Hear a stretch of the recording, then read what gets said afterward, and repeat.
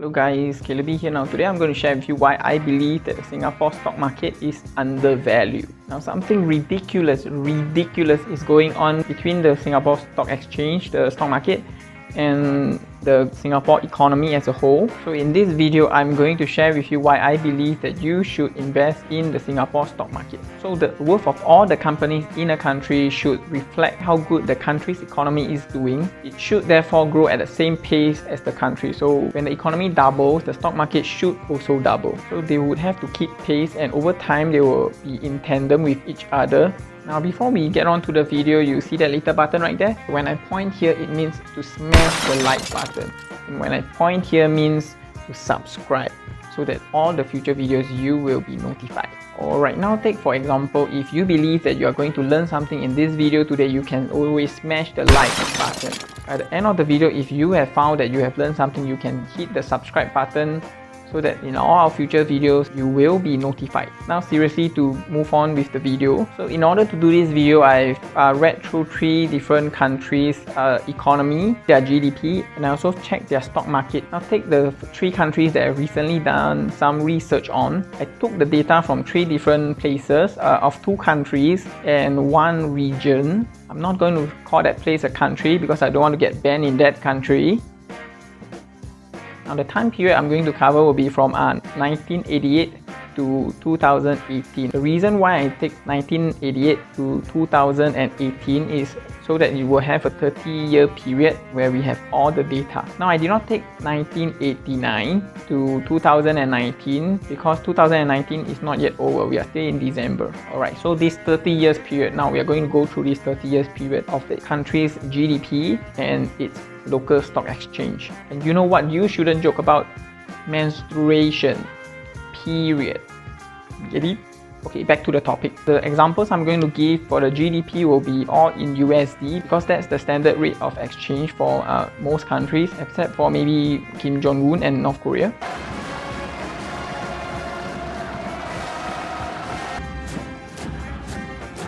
So GDP will be in terms of USD, United States dollar.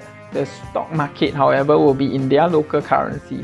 Alright, now to start off, we have the United States of America, the richest country with the biggest economy in the world. Now the United States economy grew from 5.4 trillion to 20.89 trillion dollars USD in today's terms. Now there's more than 3.8 times. While for the United States, most people would take either Dow Jones average or the S&P 500 as a way to measure how their stock market is doing. So now we are going to take S&P 500. So for the S&P 500 in the last 30 years, it closed at 349 USD in 1988, and in 2018 it closed at 2,976 US dollars. Now that's a neat 8.5 times growth over the same 30 years period, which means that the stock market of the US has grown twice more than how much the economy grew over the same period of 30 years. Now the second example will be Hong Kong. We have a love-hate relationship, Singapore and Hong Kong. So we'll talk about Hong Kong, one of our rival brothers we love very much. Hong Kong's GDP in 1988 was 59.71 billion USD, and then by the end of 2018, their economy or their GDP has grown to 362.99 billion US dollars. Now that's a 6 times growth. So Hong Kong's economy actually grew at a faster pace than the United States. Now for the same period, Hong Kong's index, most people would take the Hang Seng index as a way to measure the Hong Kong Stock Exchange. We take that as an example. Now the Hang Seng index grew from 1988 from 2,748 Hong Kong dollars to 2018 when it is worth more than 26,346 dollars. Hong Kong dollars, of course. That's a mighty 9.8 times growth for the Hong Kong Stock Exchange over this same period, where the GDP only grew by 6 times. No, to the pinnacle of the Singapore success.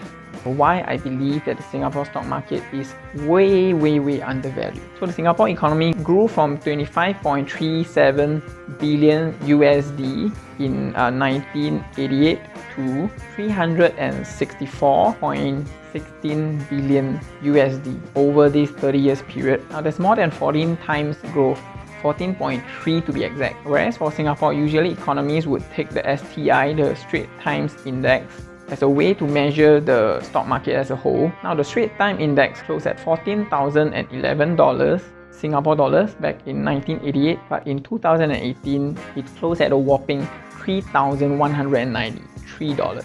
Yes, that's a meager 2.2 times. So over 30 years, if you put all your investment into the Singapore Stock Exchange or the Straits Times Index to be exact, by 2018, 30 years later, you would only have grown your investment by 2.2 times, even though the economy has grew by more than 14 times. Now, before you start commenting and private messaging me, yours to the stock market and the economy are not directly related, or you suck. It's so easy to do investing nowadays compared to last time. Of course, more people are going to invest. That's why the stock market will grow faster in the US stock market and in the Hong Kong stock market. Stop.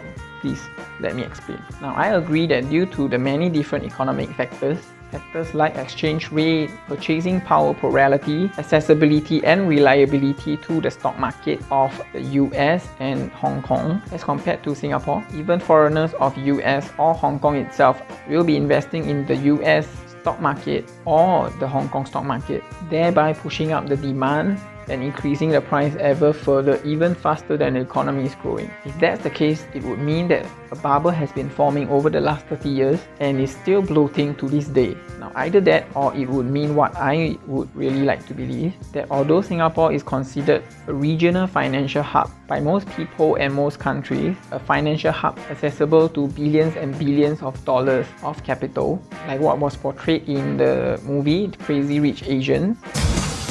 These people aren't just rich, they're crazy rich. But our people are not investing as much of our money into our local stock exchange. Take me, for example, most of my investment in the stock market are in New York Stock Exchange and Nasdaq. So I can attest to that reasoning when the local Singaporeans are investing more in foreign stock exchanges more than their local stock exchange, thereby boosting up those other countries' stock market further than their economy could grow. Now, one of the reasons why I do not invest as much in the local stock exchange is because the local market is pretty limited. Like most of our companies, if they are very big, they are only regional players. Whereas when you invest in a foreign company, let's say in Hong Kong, you can invest in MNCs, multinational companies, which has global reach to every single country in the world. And this region has been getting more and more competitive in general because of the different rising economies. Indonesia is rising, Malaysia is rising up, Philippines is rising, Cambodia is rising. So all these many different companies in Southeast Asia, they are rising. Their economy are rising faster and faster as their population grow faster than our Singapore population could grow. So their companies are becoming bigger and bigger, out-competing many of our regional MNCs. Now, I could be wrong, as stock prices are not based on just how well or how bad the different companies in the stock market are doing, but it is also very much affected by how well the companies is projected or estimated to grow in the future, to make the amount of profits they can make, the reach that they can make, the market share that they could have. So it doesn't just take into consideration how well the companies are currently in the near future, but rather also in the much further future. Now, with this in mind, it makes sense why the economy of Singapore has grown by 14 times, but our stock market has only grown by 2.2 times. Now, the main reason why I believe the local stock market is very much undervalued is because Singapore is somewhat similar to the USA in the way that we are able to attract foreign talent, innovators into our midst. You can take the example of some well-known companies who have moved their headquarters over locally, or some of the richer people who have moved over. Now, you can say that richer people moving over is because of Singapore's status as the tax haven. But for companies moving their headquarters into Singapore, some of them do not enjoy as much a tax break as in their local economy. Now, one example is Grab, who have moved their headquarters over to Singapore, even though they are started in Malaysia. Now, I'm not a financial advisor, so take of this what you will. And thanks for watching. Do subscribe for all the different videos that will be upcoming. Now, we'll be doing 2 videos every week, usually one on a Monday and one on a Friday. And thanks again. I apologize for the cracking voices. I've actually borrowed some lighting equipment from my friend, and it's the first time I'm using it for filming. I did not realize about my dried voices until the whole video is over, so I apologize for that. Now, the next time if I do some filming, I will drink more water. And thanks for watching. We'll be right